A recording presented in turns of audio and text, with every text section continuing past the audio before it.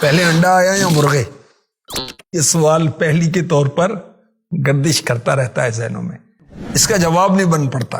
ایک ریسرچ سامنے آئی ہے کہ انڈے کے چھلکے پر تحقیق کر کے بتایا گیا کہ انڈا یعنی ایگ جو ہے، اس کے چھلکا جو ہے اس پر ایک خاص پروٹین ہوتی ہے، وہ پروٹین مرغی میں ہی پائی جاتی ہے جس کی وجہ سے انڈا وجود میں آتا ہے۔ اس طرح انہوں نے یہ بات ثابت کی کہ پہلے مرغی پیدا ہوئی پھر انڈا وجود میں آیا۔ انڈا حلال ہے یا حرام ہے؟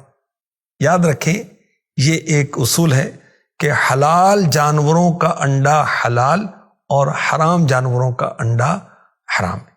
حلال جانور کا کچا یا پکا انڈا سب حلال ہے، لیکن جو انڈا یعنی ایگ خون ہو جائے وہ ناپاک ہو جاتا ہے، حرام ہو جاتا ہے۔ انڈا صاف خون پیدا کرتا ہے، جسم کی نشو و نما میں مدد دیتا ہے، خون کی کمی کو دور کرتا ہے، طاقت دیتا ہے اعصاب کو، دل کو، دماغ کو، اور بدن کو موٹا کرتا ہے، دودھ سے زیادہ طاقت دیتا ہے۔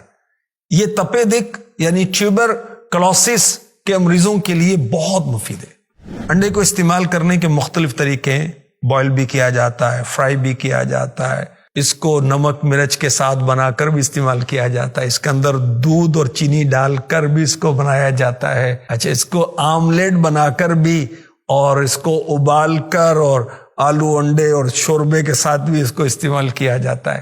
اس کو بوائل جب کرنا ہو تو سفیدی پک جائے، زردی پکے نہیں، پکنے کے قریب ہو، پورے طور پر نہ پکے، تو پھر اس کے چھلکے وغیرہ اتار کر تھوڑا سا نمک اور کالی مرچ چھڑک کر کھایا جائے۔ ایک اور طریقہ بھی بتایا جاتا ہے کہ انڈے کو بوائل دودھ کے اندر توڑ کر ڈالیں اور پھر شہد ڈال کر اس کو میٹھا کر کے پی لیں، تو بہت یہ طاقتور بھی ہے اور بالخصوص سردیوں کے اندر بہت فائدہ مند ہے۔